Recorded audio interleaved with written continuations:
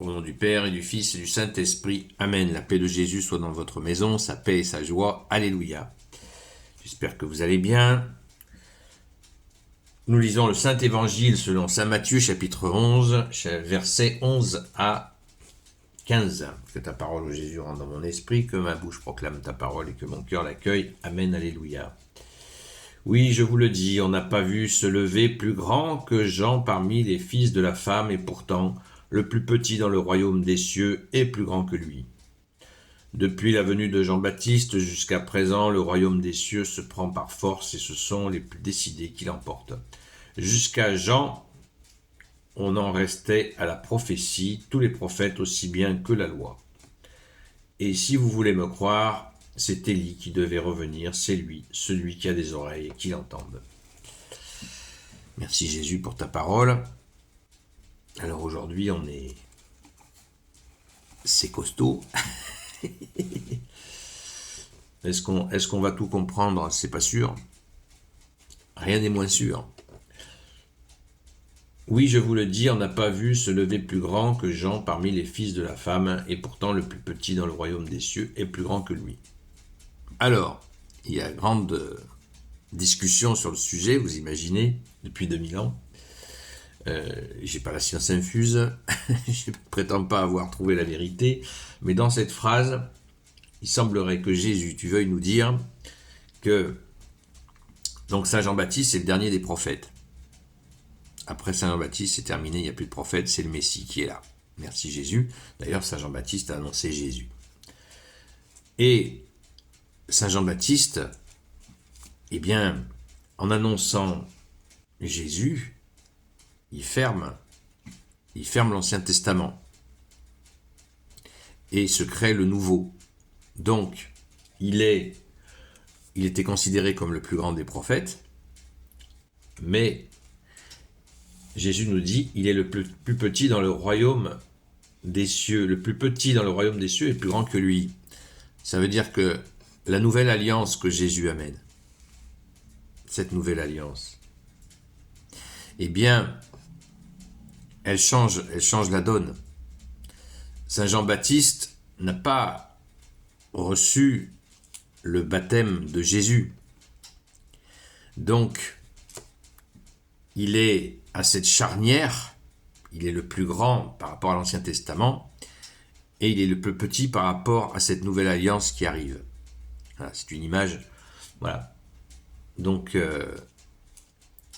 à méditer, car c'est complexe. À mon avis, il faut garder cette idée de charnière.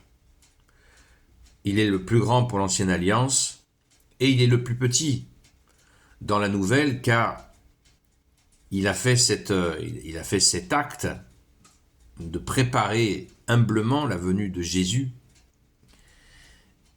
et il est dans cette charnière. Voilà.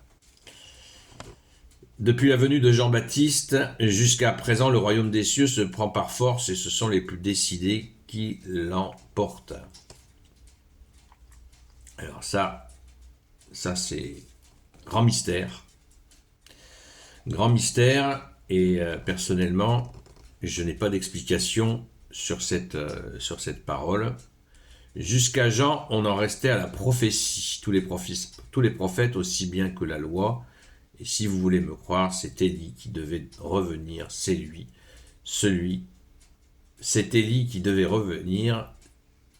C'est lui, celui qui a des oreilles qui l'entendent. Alors là, il y a un grand mystère. C'est que le prophète Élie avait dit qu'il reviendrait.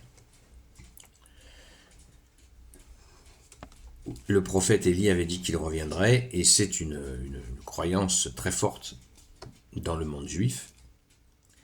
Eh bien, est-ce qu'il reviendrait? Est-ce qu'il se réincarnerait? C'est ça là. Non, pas de réincarnation. Par contre, son esprit a fait le boulot. À travers Saint Jean-Baptiste dans cette annonce du Messie.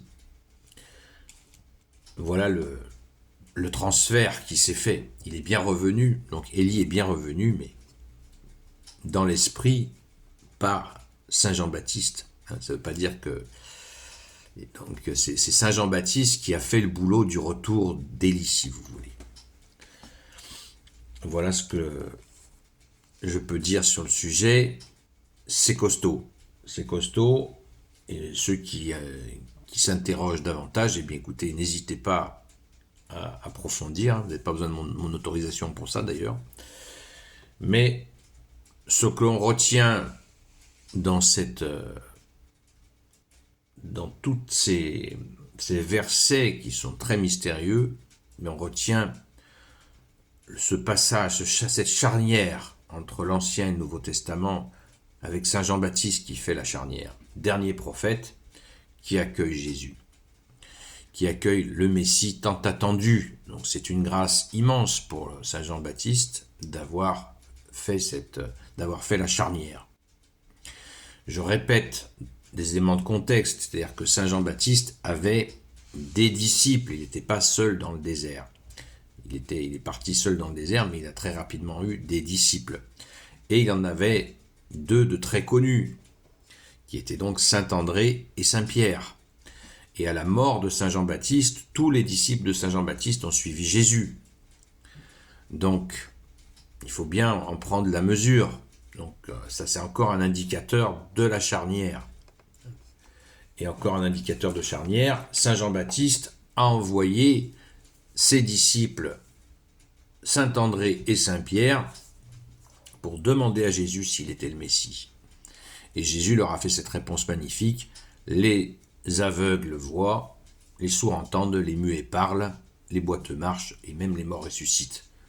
Donc ils sont revenus vers Saint Jean-Baptiste et ils ont dit à Saint Jean-Baptiste ce que Jésus leur avait dit. Et ben ils ont compris que ça y est, le Messie était parmi eux. Alléluia, merci Jésus d'être le seul Messie pour l'éternité. Amen. Gloire au Père, au Fils et au Saint-Esprit, maintenant et toujours et pour l'éternité. Amen. Ô Jésus, toi qui peux tout et qui portes tout, je te confie toutes celles et ceux qui regarderont cette vidéo, ainsi que leurs proches, selon ta seule volonté, ô Jésus. Sainte Marie, Reine des cieux, toi l'Immaculée Conception, toi qui écrases le serpent, toi qui es la lune sous tes pas, toi notre Mère, Notre-Dame, Saint Joseph, toi le juste et le saint, toi le sage, toi la terreur des démons, toi le saint gardien de la Sainte Église catholique apostolique, Sainte Marie-Madeleine, notre chère Sainte Patronne, et vous, tous les saints et saintes, amis de Jésus, Saint Michel Archange, Saint Gabriel Archange, Saint Raphaël Archange, et vous, tous les anges qui servez Jésus, je vous confie toutes celles et ceux qui regarderont cette vidéo, ainsi que leurs proches, selon ta seule volonté, ô Jésus. Amen. Au verset 12, depuis la venue de Jean-Baptiste jusqu'à présent, le royaume des cieux se prend par force, et ce sont les plus décidés qui l'emportent.